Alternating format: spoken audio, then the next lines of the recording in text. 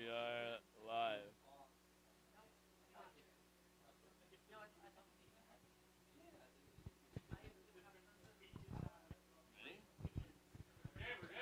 Okay, everybody, we're gonna get started. Find a seat, get comfy. You can take a chair if you want. You don't have to sit back there. All right. Okay. All right. The pool. I love sitting on the pool table. Actually, it's my favorite spot to sit. Okay. Cool. Thank you, everyone, for coming here. Who here? It's your first time in Decontrol. Really? Oh well, no. Wait, can you put your hands up one more time? 1, 2, 3, 4. You been here before? Okay. Wow. All right. Sweet. All right. Been here since 2018. What made you come back? Tangle. All right. Well, we're glad to have you with us. Sweet. Okay. So for those of you who are new, this is ETH Vancouver. For we have like a weekly meetup here where we talk about crypto stuff from the various degrees. Um, and we've been doing this since I think February 2022. So it's been 2.5 years. We've done like literally every week, almost like literally hundreds of meetups, and we're still going. So feel free to come back again. And this space is Decontrol. So it's this Bitcoiner hacker space dating back to like 2014. A lot of people have like come and gone throughout the days. We just started using it for EthVan in 2022. We've got a gentleman here who came one time in 2018, so it's at least been around that long. There's a picture of Vitalik on the wall there, so he was here at one point. A lot of cool stuff here. We have like a vending machine. You can buy crypto with on Polygon. It's in like the back room. You can do like a tour later. And there's a vending machine. You can buy bubblies with crypto. Is it working? I don't know. So sometimes it works. When it does, it's really cool. And what else do we have? There used to be a cool like sidewalk here, like a little. I mean, you can't even see what I'm pointing at, but like outside, like there was. You saw like all like the.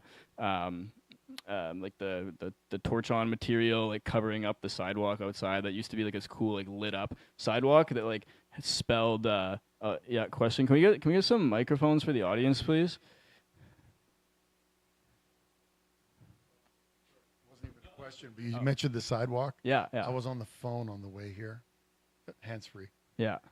I drove past here 4 times. Oh, you're looking for the because sidewalk? I was looking for the sidewalk as the marker. Yeah, and it's gone. Yeah, so it's still under there. There. Basically, what happened was, the two buildings on the other side got torn down, and there was some construction that happened, and it damaged the integrity of the sidewalk, so they had to cover it up for like public safety. But it was really cool. And then it basically in like red, yellow, green, blue lights, it would spell out like a message, and then we had it. You could program what the message said, and then we had it. You could pay like $1 in Matic, I think, to change what the message was. So a lot of cool things going on here. There's like a display case with various like crypto memorabilia, kind of like a museum sort of thing. And they do lots of other stuff here too. There's like DJ nights and movie nights and other sorts of meetups and things. Yeah, that's the show. We can give you a tour later if anyone wants. It's your first time here. With that being said, we can get into the main event here. So my name's Christian. I'm one of the organizers of ETH Vancouver. And I am thrilled to be joined by my very good friend Steffi here. And we're going to chat about a bunch of different things. So maybe, and I could introduce you, but, or do you want to introduce yourself? You should do it yourself. I don't want to like... Okay. Yeah, please. Okay. Yeah, sure. Can you please introduce yourself to those of us in the audience who don't know who you are? All right. I'm Steffi. I joined the EthVan community about a year ago, I guess. Came across this basement by accident. Like someone invited me here once who I thought was a longstanding member, but turns out they weren't. But I was exposed to a really great community of people, and so I've been coming back almost every week, or I try to. I'm self-proclaimed ETH Vancouver fangirl because I don't really do much other than just show up. But I promised that I would give a talk, and Christian very graciously said he'd do it with me because I'm not a big fan of public speaking by myself. But I guess the context for which I'm here is I joined crypto in 2019, I guess. I used to be a technical writer, and I would write about like all different types of technologies, like including blockchain. I didn't know anything about crypto or like the public side of blockchain, just knew how they worked at a fundamental level, and I would write about them for various different like founders and startups applying for funding or just looking for help describing their technologies. One day when I kind of kept going in my own career, I started to like learn about the public side of crypto, and then it just took off from there. So I've been a researcher. I was a researcher for about 3 years, just learning the ins and outs of the industry. I was always interested in what was next and what was new, and hence just moving forward like farther and farther towards the forefront of R&D, and hence why I am sometimes known as the modular queen, because I spent a lot of time in modular blockchains about a year ago at my work at Masari. And 6 months or so ago, I left Masari and I joined Fluent. It's an L2 for Ethereum, and I'm the COO there, and I help just bring the thing forward. That's me more or less. Awesome, thank you. So let's really a round of applause or something. I don't know. Yeah, great. Yeah, perfect. Okay, cool. We should do that more often. I'll just like get you guys to clap in the middle of the talk here. Okay, so tell us about Fluent, because that's what you're doing right now. So I want to first have you explain it to me, like you'd maybe try to explain it to your mom, or maybe someone like a little more like tech savvy, but like someone who's not familiar with crypto, like how would you explain what Fluent is? And then we can get a little more like nerdy with it. That sounds good. Yeah, we can do that. Yeah, so Fluent's an L2. Who here knows what an L2 is? Almost everybody? Okay, so effectively, it's an L2 to Ethereum, so we're building a ZK rollup, which is effectively a different execution environment that's meaningfully connected to Ethereum, that one could say inherits the security properties of Ethereum to a certain degree. But what's different about it, so if you look at like other rollups, like so something like an Optimism or an Arbitrum or a Scroll, some of which are ZK, some are optimistic, but they effectively are an additional like EVM execution point, so the Ethereum virtual machine, and you can copy and paste apps from the Ethereum mainnet to these additional places, and it's effectively Ethereum chose rollups as its scaling technology because you're just going to be congested if you try to fit everything onto onto mainnet, and so that's what happened a number of years ago. And it started with these like EVM networks, but moving forward over the years, people are starting to think about, well, how can we actually innovate at the execution layer? Like, what can we do that's different than just the EVM, and how can we unlock different use cases? So what Fluent does is it started off with like WASM-based execution, so like WebAssembly. It's a low-level programming language, which means that you can build applications in like programming languages that compile down to WASM that are usually available in like traditional Web 2 worlds. So Python, C++, TypeScript, Rust, things like that. But in the, I'm not too technical yet. I don't think this is how you would explain it to your mom, but you can keep going. That's the biggest criticism I get, is I get too technical. But effectively, in the pursuit of trying to bring WASM to Ethereum, what happened was that we noticed that there's like, everybody wants, like if you're making like a next generation VM, everybody wants to also have EVM compatibility such that you can have a familiar user experience to people that are used to like deploying and using applications on Ethereum. There's just, you want to have the network effects of Ethereum. You want to kind of bring everybody together. So everybody is offering these like alt VM networks plus EVM. But what we noticed is that the actual pursuit of doing that is very difficult. You're not able, it's really technically challenging to be able to offer like a unified experience with two different virtual machines supported on the same execution layer. So what we're trying to do is something called blended execution, in which you can take different VMs or VM targets, so the EVM, the SVM, WASM, and put it all together on one execution point and have the contracts talk to each other in a seamless way. So you have like atomic real-time composability between all of these different types of programming languages and applications that otherwise would be fragmented. I can get into why you'd want to do that in a little bit, but that's like pretty much the idea in a nutshell. What would be like the elevator pitch for that? Like if you had 30 seconds to explain to somebody what Fluent is, how would you do that? Go. See, this is why I'm not the face usually. I'm not really good at the elevator pitch, but effectively, like, why would you want to build on Fluent, or why would you want to use Fluent, or just like why Fluent? Is that? Yeah, what's like your value proposition? What do you offer to the world?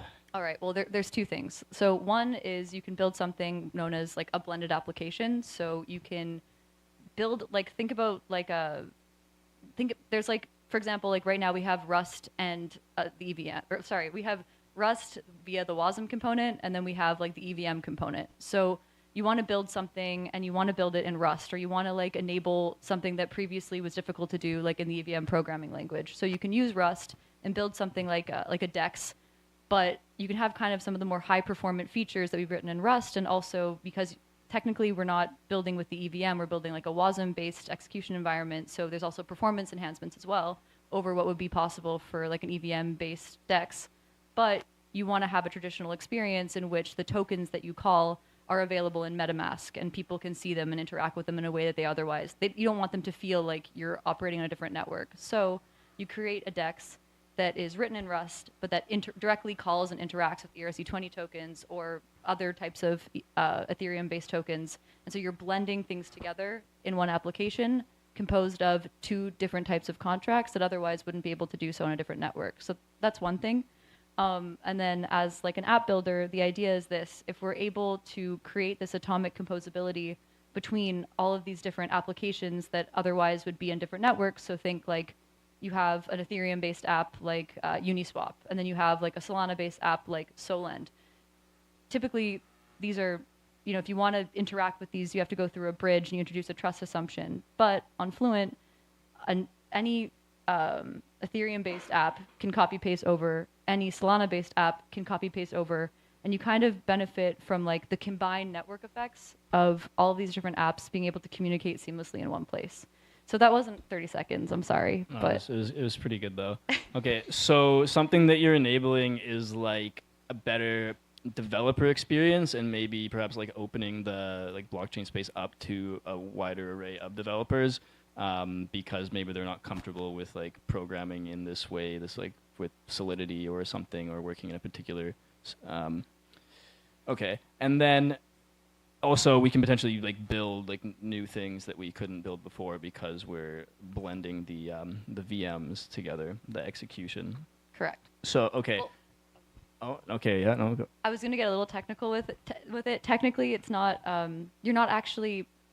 It's not actually the different VMs living together. It's a simulation of the different VM environments. So we actually only have one virtual machine, which is like the Fluent VM, or it's called reduced WASM or RWASM. And so everything effectively like compiles down to RWASM in the background, but it just feels as though as a developer you're interacting with the virtual machine that is compiling down to the 1 mega virtual machine. Okay. So let's take a step back for a second. So like when you're saying like virtual machine, and we have like the EVM, and we have like SVM, and then we have your own Fluent VM, RWASM, you said? Yeah. RWASM, yeah. Or you can call it Fluent VM. Fluent VM. Okay. So like what does that mean if I'm if I'm operating in a particular like VM, or like if say like I'm a developer, and like I want to come in and like build something, and I have to like pick a VM, like what does that mean? Like what is a VM, and why does this matter? Why are there different VMs that we're working with? So effectively, like how blockchains work, right? It's like you have like execution. So all the things that happen on top, like, or it's not really a good way to describe it, but you can separate effectively like consensus and data availability from execution. And so consensus and data availability is like this network of nodes that effectively make sure that everything happens correctly, stores the data to a certain degree, and like make sure that everything's okay. But what's on top of that is the virtual machine, of which they're checking the consensus and like making sure that things go correctly in this virtual machine, in this virtual environment that connects us all, right? So it's like when I access an application on Ethereum, I am able to, how do I say this? Like, it's the world computer, right? So you have like a bunch of nodes and a bunch of people all over the world accessing the same state and basically interacting with the same machine. So that's a really bad way of describing what a virtual machine is. But I think as a developer, you're not necessarily often thinking like what virtual machine I'm going to use. You're more so thinking like what network do I want to deploy on, right? So like I know that I want to go to Ethereum because there's the most users there, the most network effects. There might be some congestion problems because scaling is hard. So maybe I'll go to Optimism or Arbitrum instead, and those all have the EVM, and so I'm just using that.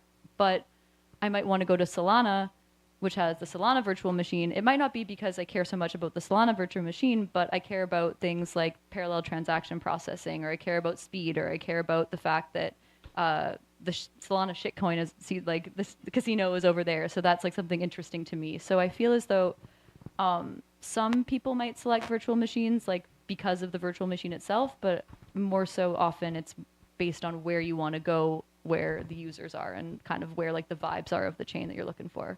It's kind of how it feels to me, but right. Yeah, please. Can we get the man a microphone, please? So I think you could explain it this way.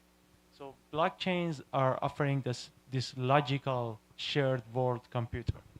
Now each blockchain needs to have a virtual machine, which is a description of this shared computer that says how we store information in this computer, and like what's the layout of information, and what are the rules of changing this information and manipulating this information.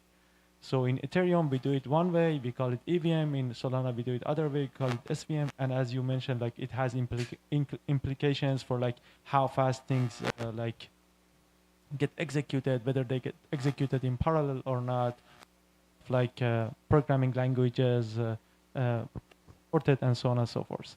And essentially, my understanding from your explanation is you have built like such a EVM that's able to simulate such a VM that's able to simulate like different kind of this like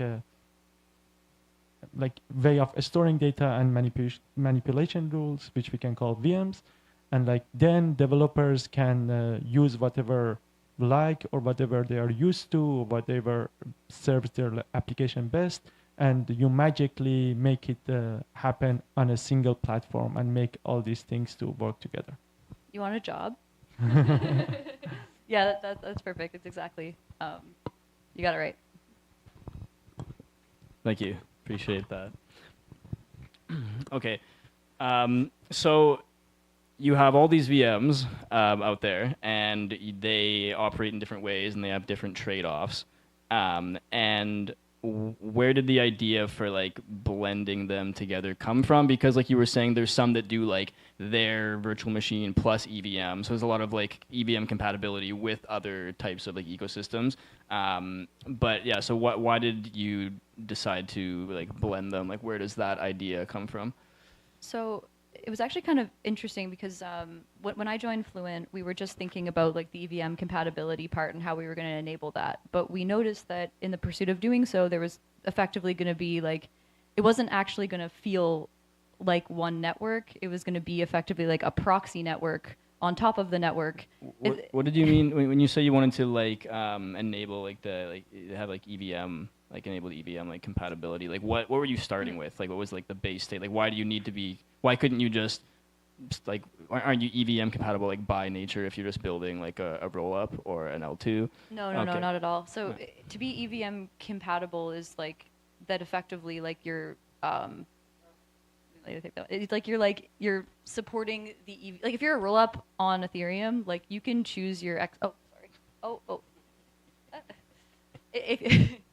if you're a roll up, like you don't necessarily have to select the EVM like as your execution layer. Like you could select something else. So you could. Okay, yeah, I got you. Okay, so are there like there's roll ups that would You can have an L2 on Ethereum but it's not EVM. Correct. Oh, like is there an example? Yeah. So do you know of Eclipse? Yeah, They're trying to do like Solana on Ethereum, so that's like Okay. SVM on Ethereum. I mean, technically that's not fully a rollup; it's a Validium, but So that's like execution on like SVM, but then the Ethereum is the data layer. Is that how that works? so I think in Eclipse's design, they're using Celestia for data availability and Ethereum for settlement. So that's a bit more of a tricky thing. So they're not technically a rollup. Like there's something called like a Validium. But in theory, like if they were to be a full rollup on Ethereum, they would use like the SVM as their execution layer, and then settlement, consensus, and data availability would all be Ethereum. But they've kind of made it a little bit more fancy, and then they've extrapolated a portion of that to Celestia as well. But Okay, yeah, like Yeah, okay, cool. There's a lot of stuff there that we can get into, but let's go back to Fluent and like blended execution. So, okay, so the first thing you said was you wanted EVM compatibility. Like that was like the Yeah. thing you were mainly going for. Okay, and then from there, please continue. Yeah, in the pursuit of that, we realized that there had not been a solution to actually enable EVM compatibility in like a seamless way. And I also figured that out myself because in my research, like previously at Masari, I was a researcher, and I was when Eclipse came out and they had their announcement post, I guess a year and a half ago or something. I was trying to figure out, like they were saying there was also going to be like it was going to be EVM plus SVM. I'm like, how are you going to do that? So I spent a lot of time just like digging into their docs and like understanding the solution, and I came across Neon EVM, and Neon EVM is actually they're trying to offer like EVM on Solana. And so they were going to also do that for Eclipse. But when I dug in a little bit deeper, I came to understand that it isn't as simple. While you can just like copy and paste, a contract from EVM land to Neon EVM, it's from the user experience, it's actually not so simple as being able to like, let's say, take my tokens from Solana in my Phantom wallet, take them out of Marinade Finance or whatever, and then just deposit them into an EVM app. It's not like that at all. They're running a proxy network, and as a user, what I have to do is I have to switch wallets, switch native tokens, so it's effectively a bridge in a way, and then go over to that network. So while it's different than like a traditional bridge between like Ethereum and Solana, for example, it's the user experience is just not there. Like it just feels wholeheartedly like two different networks. So we realized this, and we're like, well, we don't want to do that. Like if we're going to do like fully EVM compatibility with our network, like we want it to feel like one network. We don't want to like lose the user experience and making it feel like 2, 3, 4 different networks if we add additional virtual machines. So that was the idea for blended. And yeah, I guess that answers your question. That's how it all got started. We have an audience question. Yeah. Okay. Just leave the mic with this guy. Sorry for interrupting. Sure. But I'm wondering, in the architecture you described, when you say there's a bridge, does it mean that you need to do one transaction to do the bridge and then do whatever you wanted to do? Or could you do the bridge inside a single transaction and execute everything atomically, like in the Neon architecture?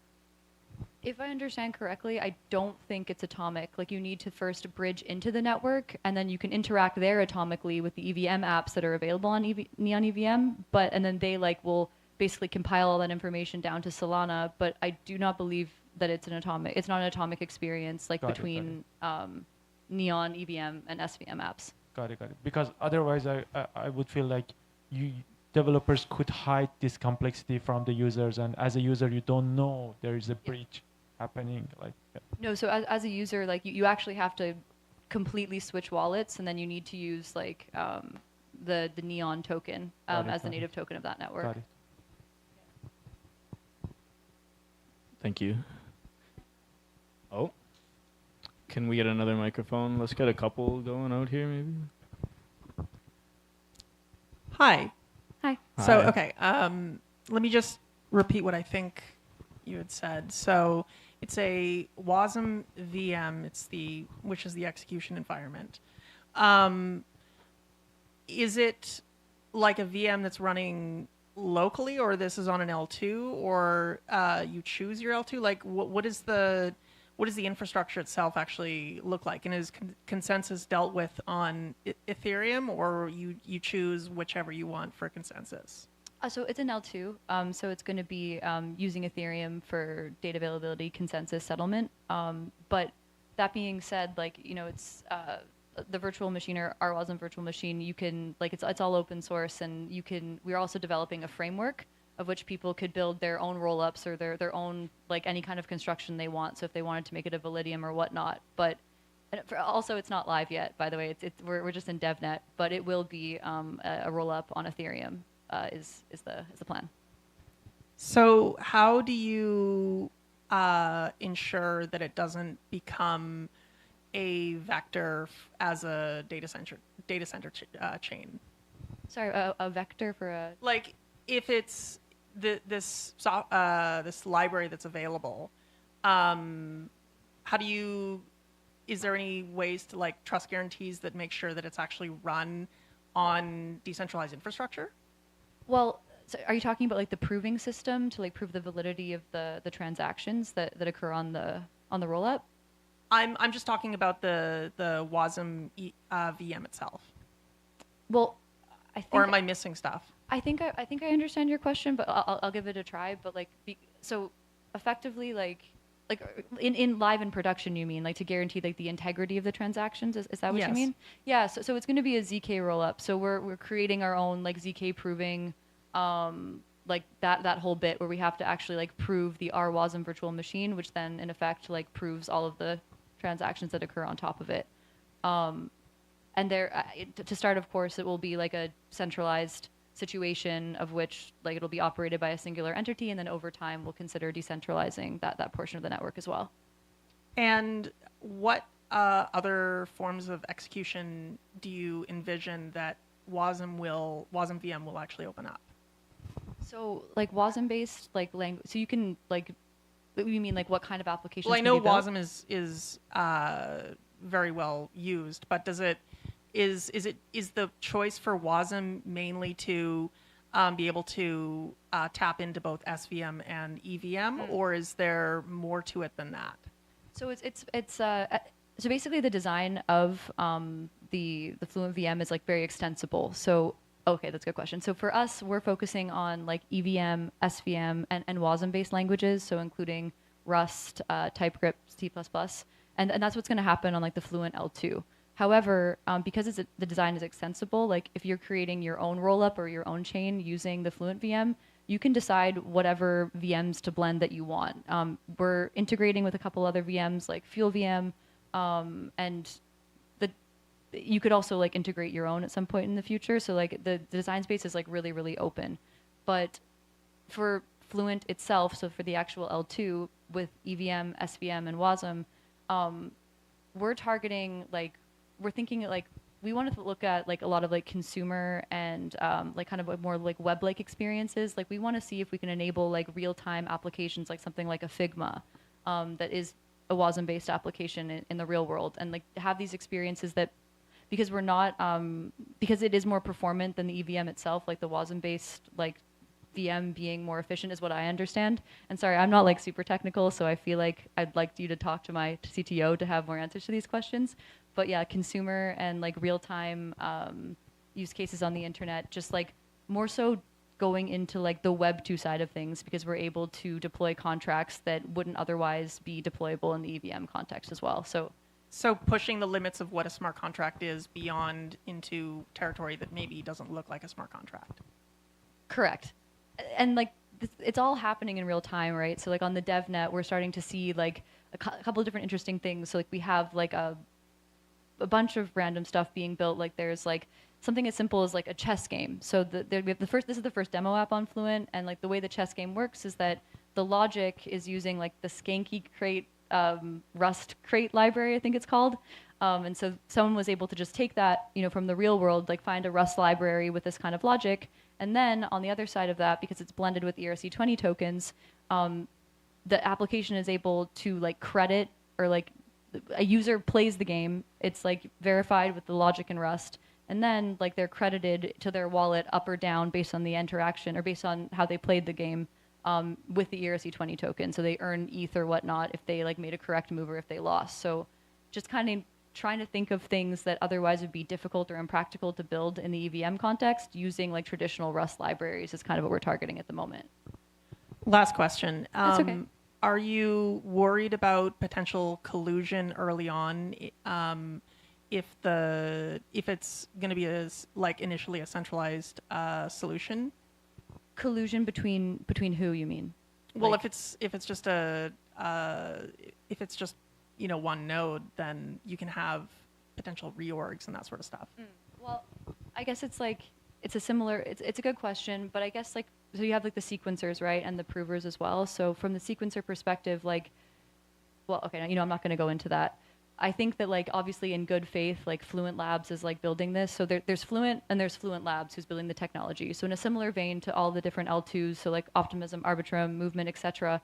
Like the burden is on us to do things correctly, but we're building it in such a way that, if I understand correctly, we are, unless there's a rollback or a reorg, I don't think that we can fundamentally impact the security properties of the network. So everything is like verified on chain, right? So it's like you have like the smart contract, which is the bridge, which not only like we might be doing like the proving and the sequencing of the network. However, all of that is verified on the smart contract, which has been audited and tested. And so, But if it's centralized, then it's inherently not verifiable.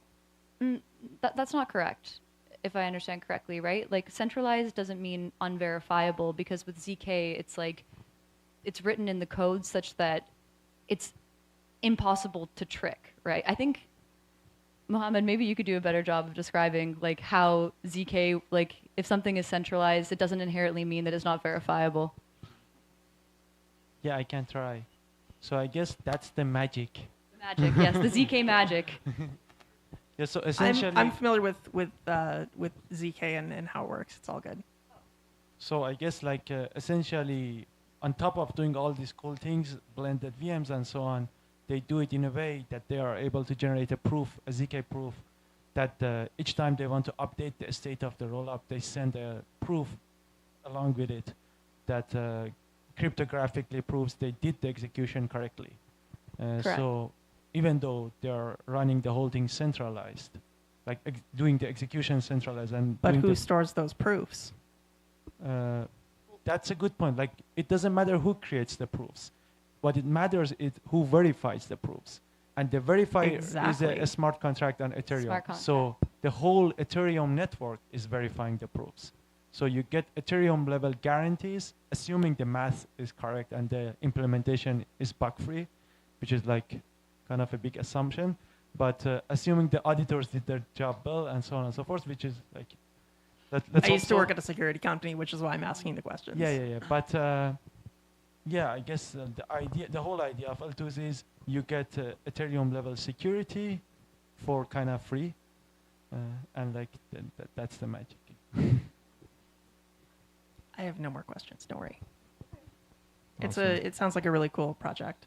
Oh, no worries. Yeah, no, quite truthfully, I feel like my brain, like I was telling you girls before, like my brain is like so far in operations mode that like I can't even remember how to properly describe ZK. So I'm very grateful to other people in the audience who can answer those questions for me, because I'm just like rusty. Yeah. So yeah. Thanks for all the help and the great questions. It's making my job pretty easy. Pardon? It was me.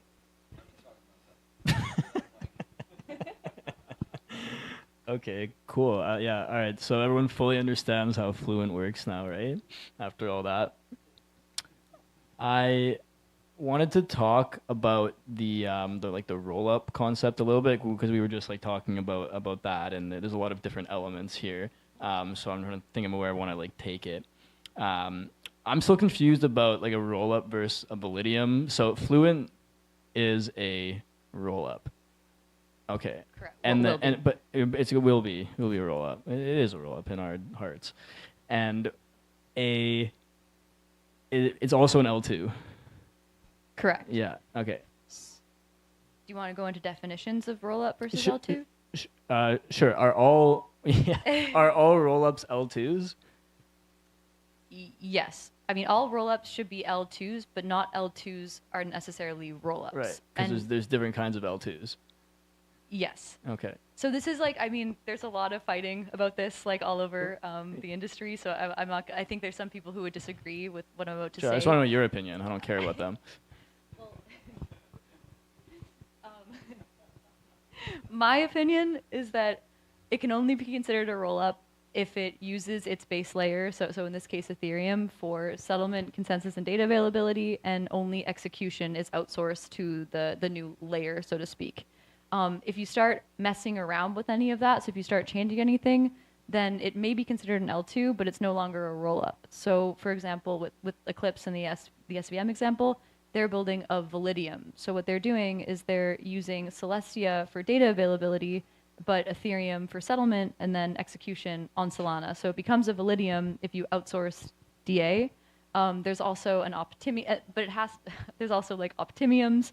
So if it's a Validium, if it's a ZK-based system, but they've outsourced DA, it's an Optimium. If they've outsourced DA but use an optimistic rollup setup, honestly, there's a bunch of other ones like Plasma, etc. But rollup is fully using its base layer for everything except for execution, more or less.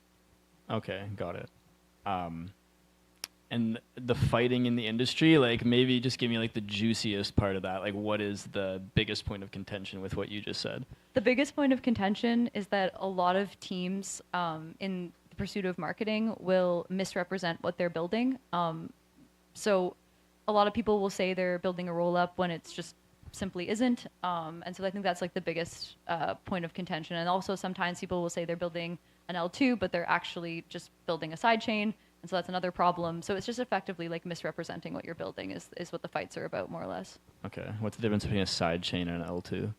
So a sidechain, like it's effectively it's a complete own chain. So it like has like Polygon proof of stake. Is that a correct. sidechain? Okay. Yeah. Yes.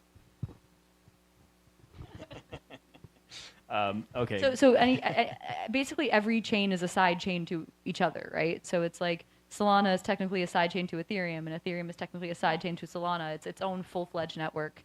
But if you're connected to another one, then you're technically a side chain of that one. So Solana's a side chain to Ethereum, just like Polygon's a side chain to Ethereum? Correct. Okay, but Polygon's EVM and Correct. Solana's not. Okay, all right. Yeah. I'm starting to put it together. Correct. Okay. But Polygon POS is a Yeah, side chain to yeah. Ethereum. ZK but EVM is a roll-up or a Validium? I think it's supposed to be a roll. It's supposed to be a roll-up. I actually have not checked in a very long time at all of Polygon's different networks, but it's supposed to be a ZK roll-up. Correct. Got it. I mean, it kind of seems like semantics to me a little bit, but it's kind of cool. But it matters from like the security perspective, right? Yeah, I get it. So it's kind of like which pieces of like the modular stack you're using, and that's like determining on what. Somewhat, but then when you like outsource something, like when you use like DA, then now you've introduced a trust assumption. So before you were relying on Ethereum and all of its security guarantees and its consensus network and data. You trust. You don't trust it, but like you're relying on this. But then when you add DA to Celestia, now you have to, in effect, trust the Celestia network is working properly and it has a consensus network, so you can kind of feel good about that. But then there has to be a bridge that relays that information from Celestia to Ethereum to then be verified, and so you're introducing a trust assumption in the bridge, and however that operates, that could be like it could be designed in any number of ways. So you're basically like.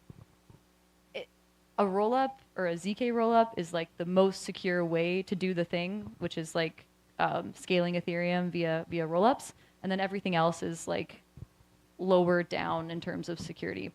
Just like you're more trust assumptions basically. Like with a rollup, all you're trusting is like Ethereum to do what Ethereum does, and then with these Validiums and Optimiums, you have other pieces in there. Are there any other like categories besides those, or is it like a Validium is just like anything that isn't a rollup? No. So Validium is like specifically a ZK rollup. Yeah, and then you have the external DA. Optimiums. Yeah. Okay. Yeah. So like, is that collectively exhaustive of all L2s? Okay. No, there's more. There's also volitions. I think volition is where you can like choose how you want.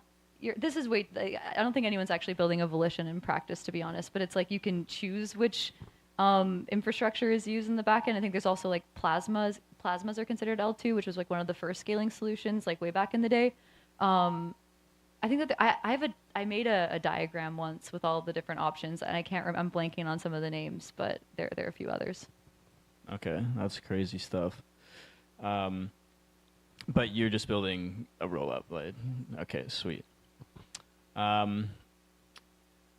Okay, so do you want to keep talking about Fluent stuff, or did you want to move on to something else? Are we satisfied with the Fluent discussion?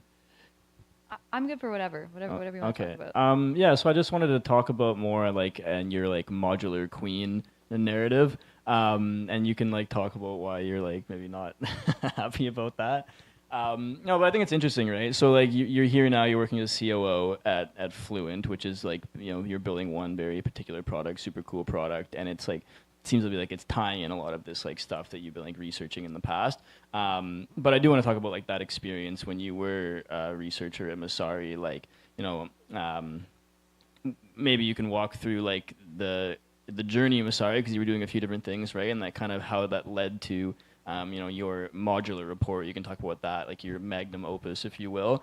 And just like, yeah, the types of interesting things that you were coming across, and, you know, how that maybe ultimately led you to have this position at Fluent. Just want to talk about like that and progression a little bit.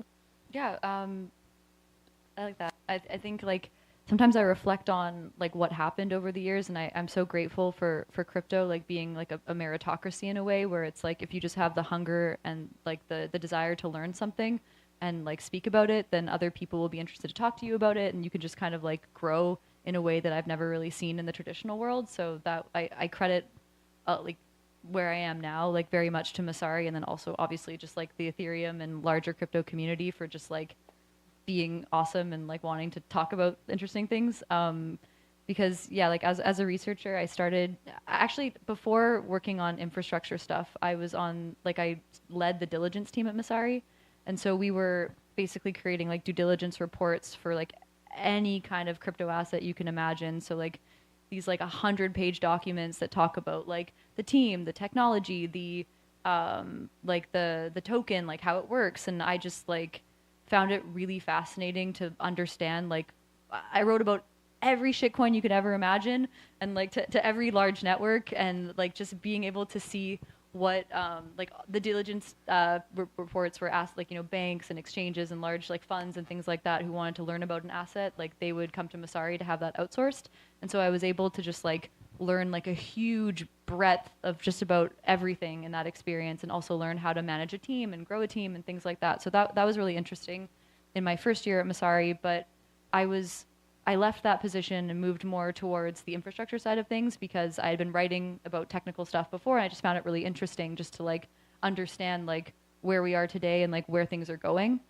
And so when I first started writing about crypto in 2019, or sorry, in 2019 was when I actually, yeah, the end of 2019, when I started to be exposed to like the public blockchain side of things. I was working for a non-custodial staking service for Ethereum, like before the merge. So I was learning all about like consensus networks and all about like why Ethereum was like, you know, moving to proof of stake and like all of this kind of stuff. And I found that like super fascinating, and I wanted to get back to that. So I was able to come back and just try to write about infrastructure again at Masari for a year, which I was very grateful for. And I wrote about DBT, and I wrote about honestly, I can't even remember anymore, like what I wrote about, but I was just able to like write about whatever I thought was interesting.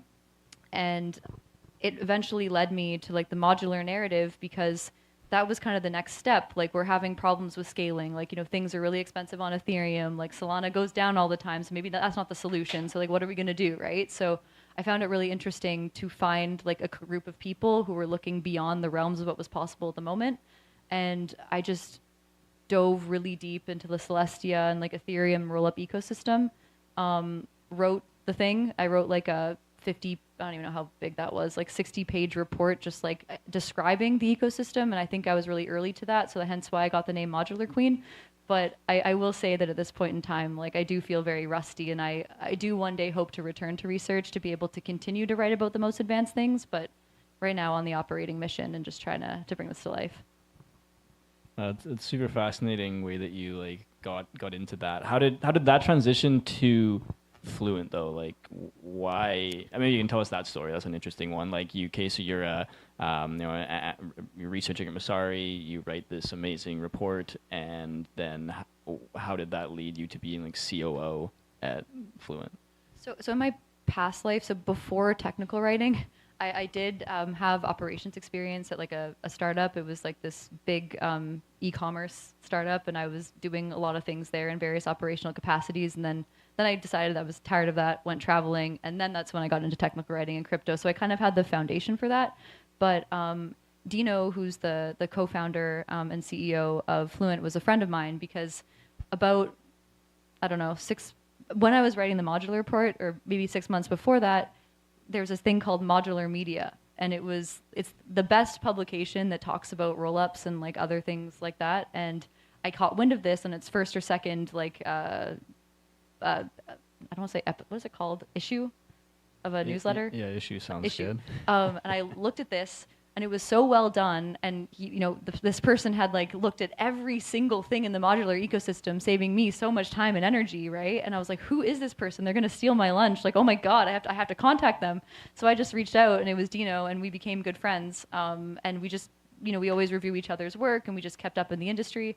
And so then when I decided to leave Masari, and also like another great thing about being a researcher is that everyone wants to talk to you, right? Because you're going to describe their project, hopefully in a favorable way, except for I'm kind of a hard ass. So it's like, I dig a little bit deeper than a lot of people like, but you're able to speak to a lot of founders all the time because they want to have someone write about their work. So I was already very well connected to the modular ecosystem because I talked to pretty much every single founder in the pursuit of my research to writing that report. So when I decided to leave Masari, I was able just to call people up and say, hey, like I'm looking for something. Like, do you know of something?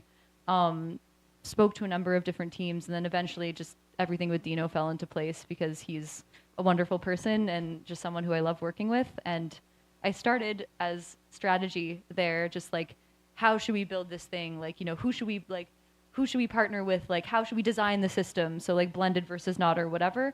But it just became very clear very quickly that my operational experience was most needed at the company. And so I was able to now mold kind of both of my experiences, both in research and writing, as well as operations, and like put that together and become COO. Awesome. And despite that, I like how you say like you're not technical, but here you are. Like at the beginning of this, I'm like, how would you explain to your mom how you would Fluent? And I'm not technical. Like I'm not a software engineer at all. I just find technology very interesting. So like I'll do whatever it takes to understand it. But yeah, I'm not. I would say that makes you like technical. I don't know what the definition of technical is necessarily. It just doesn't mean you have to code. I don't. Technical think so. fangirl. I guess you can call it that again. Can we get this man a mic, please? No. We gotta get you on the live stream. There's 1,000 people watching right now. Okay. Yeah. Hello. Yeah. Okay. Yeah. Actually, I'm super new to like the development side of crypto, the technical side. I've been into investing, and I just want to know that, in spite of being on the investing side, why should I be on like? What are the benefits of reasons for me to like enter into the development or the technical side of crypto? I know it's useful, but like I need a why to go into it. Are you currently like a developer outside of crypto? No. Okay. I'm not. So no. So and you I'm want? studying computer science, but still, yeah, I'm still studying. You You just- study computer science. Okay. Yeah. Do you wanna answer that? Well, So like, you're what what are you learning in computer science? Like what kind of stuff? Python, yeah. Okay, and you want to know why you should instead learn like Just get into know more about the development and the side of crypto. That's okay. Yeah. well, I think. I mean, are you familiar with like different applications on Ethereum or on different networks? Like, I know you said you invest in crypto. Are you investing on like a centralized exchange, or are you playing around with like DeFi? Yeah, like different wallets and exchanges. I have been into them, and Dex Screener, Soulflare, those kind of things. Gotcha. So you're mostly kind of like trading tokens. Yeah. Is like shitcoining. Shitcoining. Yeah. Very accurate. Yeah. Well, but have you been exposed to like an app like Aave, like a lending app, or No, none of nothing them. like that? Yeah. So I guess like, so that's interesting. So you could, okay.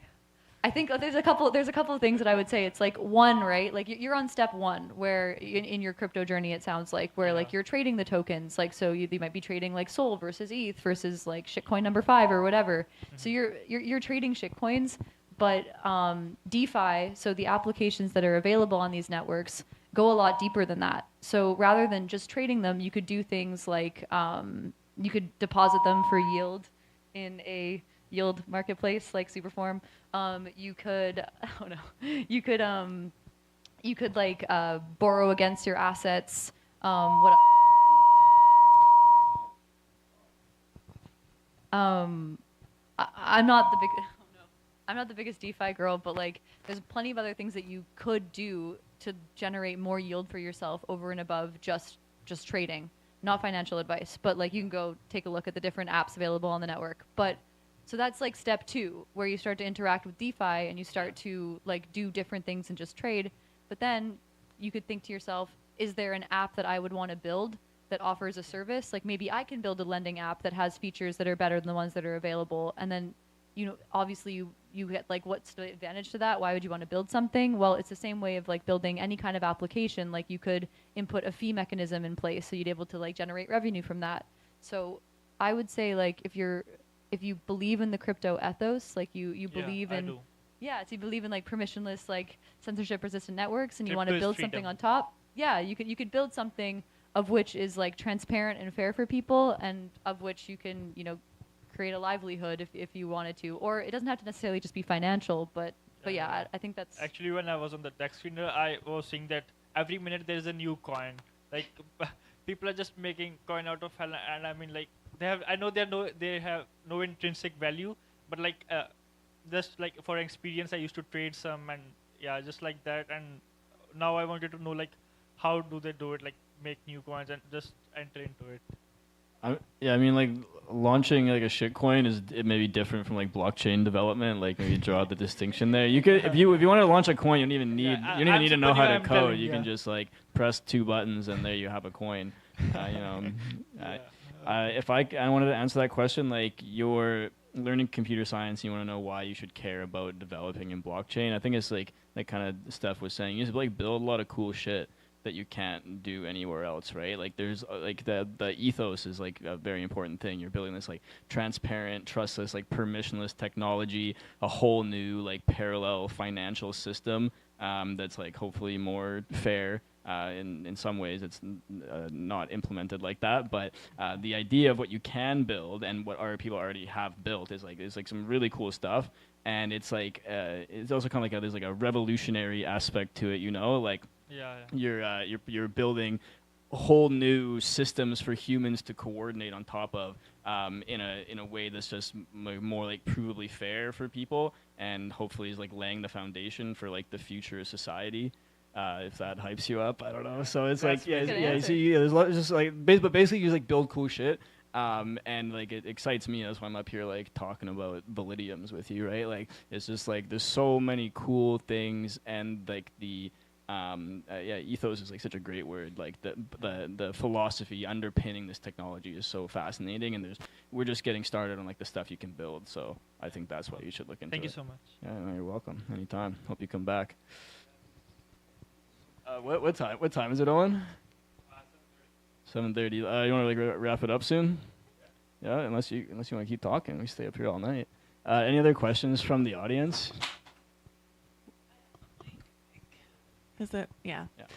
Kind of like a simplified question from your perspective as like the modular queen.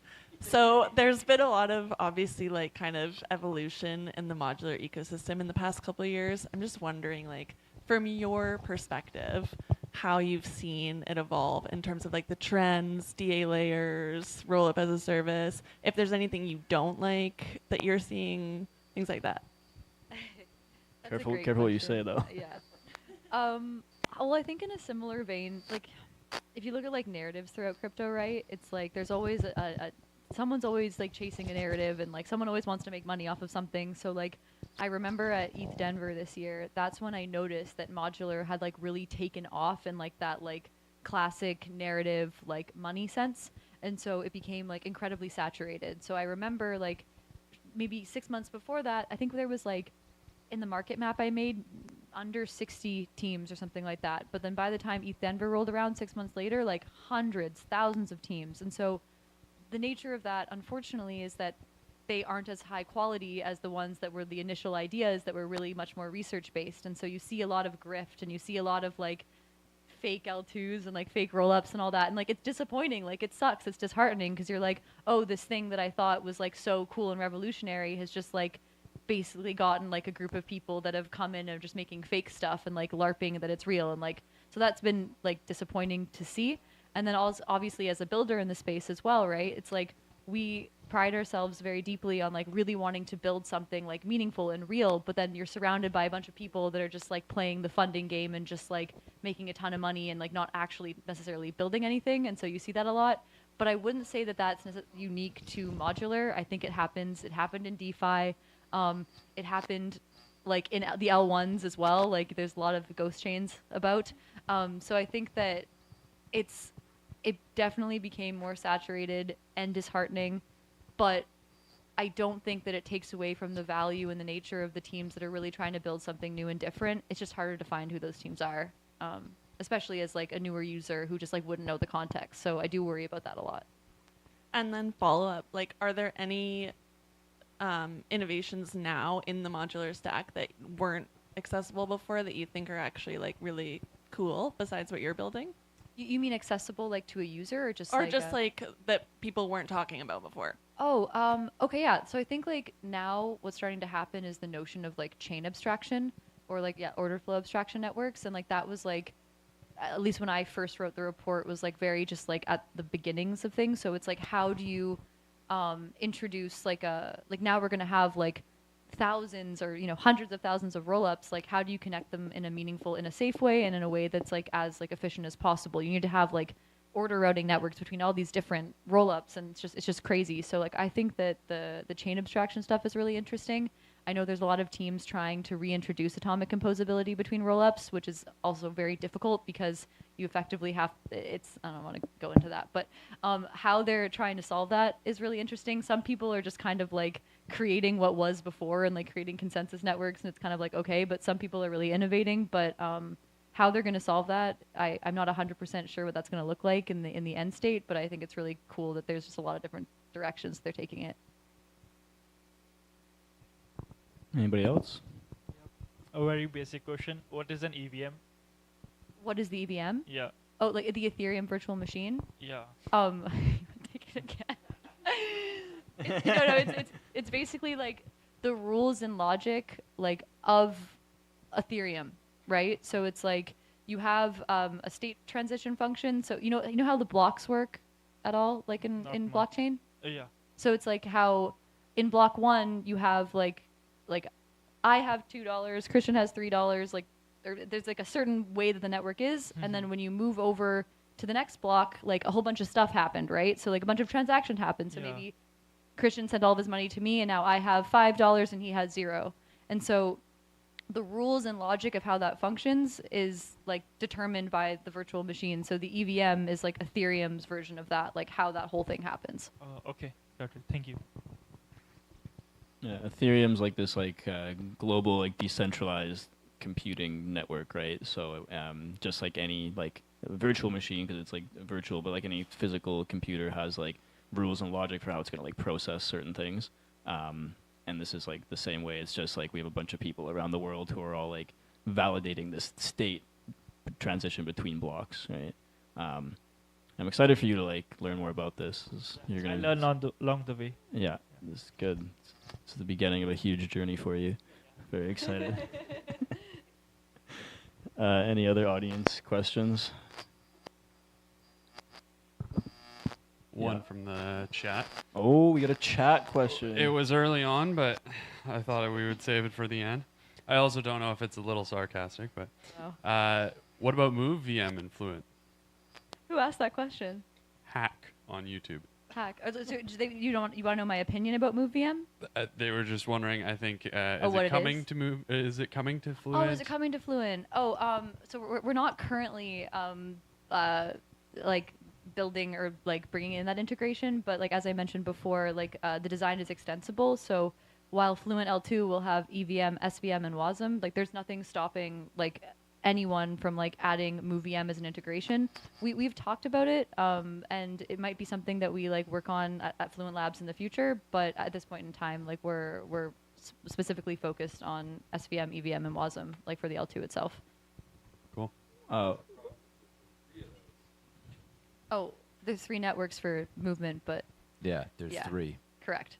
So yeah, They're not the same. So that's Wait, a there's really good three example. You hear different that, types Hack? of- there's 3 different types of move. You have to the have 3 MoveVM, different you're saying? wallets. Well, it's so movement. So this is the problem we were describing before. Is that if you want to enable EVM compatibility for some of these alt VM networks, like you're not able to like have that like fully blended experience. So if I haven't played around with the movement testnet, and I don't want to like speak like out of hand if that's not correct, but I believe like people were saying that it's in fact 3 different networks. So like there's 2 different move-based networks, and then there's like their EVM compatible thing, and you have to have 3 different wallets for the different networks. So that's kind of like the problem we're trying to avoid. Okay, sounds like really good UX. Okay, is that why you're like not considering it as an option? Like, Oh no, so that's not about the design of the VM Yeah. itself. It's like the design of like their larger encompassing network in which they want to have like EVM compatibility, Oh, for I see. example. So Okay, it's like okay. yeah, it's not like a flaw in like the design of the VM. and I guess like just one more question of like curiosity from me. Like, so you're doing SVM, EVM, WASM. Is it possible on the L2, like in the future, things extensible, so you could eventually support MoveVM within the exact same L2, like you just like upgraded or something? Yeah, that's a really great question. So if I understand correctly, so the way that it works is like the different VMs are enabled by like a core system contract. Like, so it's a contract that wouldn't be accessible. Oh, it's on. A core system contract. I think at least to begin, like that will be permissioned. We don't want people like arbitrarily adding VMs to the live network itself. But I believe in the future there will be a path to be able to like add oneself an initial VM on the network. But don't quote me on that. I'd have to double check. Okay, that'd be cool if it's like future proof. You know, like I imagine we're not done making new VMs, probably just getting started. So Yeah. it'd be interesting to see if that can like in the future support like 10 years from now X VM in a permissionless way, like super exciting stuff. Yeah. Question? Not without a microphone. I don't want to hear it. Okay. So I wonder what's the mechanism of having this VM being simulated on like the underlying VM. Is it like just in time transpilation, or like how is this even possible? Like, can you explain a little bit? I believe so, but I'll be honest with you, like the deep technical nuances like wouldn't be me to be able to answer that question. So I'd love to put you in touch with Dimitri, our CTO. I think you guys would have a great discussion about exactly how it works under the hood. Got it. Thank you. Dimitri's a cool, smart guy. I got to talk to him once. I understood 50% of what he was saying. Cool. Any final questions? Anybody else? All good. Okay. Oh yeah. Okay. Oh yeah. Okay. I haven't concluded yet, but thank you for the reminder. So that's the presentation. Thank you, everybody. Can we get a big round of applause for Steffi? Wow, what a smart and amazing person we have here. Okay, so on the back wall here, you see the little like black poster thing. We have a POAP for tonight. For those of you who don't know, especially the crypto curious, you should get one. You don't even need a wallet. You can just put in like your Ethereum or EVM wallet, and basically you get like it's like an NFT, like it's like a token or a digital badge that just says you were here tonight, and it's like lasts forever, so you can like show your kids or your grandkids, and it's just like an on-chain memento of the fact that you were here for this like wonderful occasion. So you just tap your phone on the black poster back there. And then you either put in an Ethereum address or even an email if you don't have one. Highly recommend everybody does that. You think, what's the point of getting a POAP? We actually did a draw for a yacht party, and we picked people who had like the most POAPs from Ethereum Vancouver. So they actually have like some sort of financial value to them potentially. So you'd probably should just like tap your phone there. I don't know why you wouldn't. Yes, ENS is supported for the POAP. Very good UX, yeah. Pretty sweet. So, yeah, I highly recommend you all do that. I don't know if I have anything else to say. Owen, is there anything else I have to say? No, Owen's shrugging. All right, that's it. Thank you, everybody. Thanks for coming. If anyone wants like a tour after, like I can do that. We can show you around the place if you want to see. Yeah, thanks. Thanks, Christian.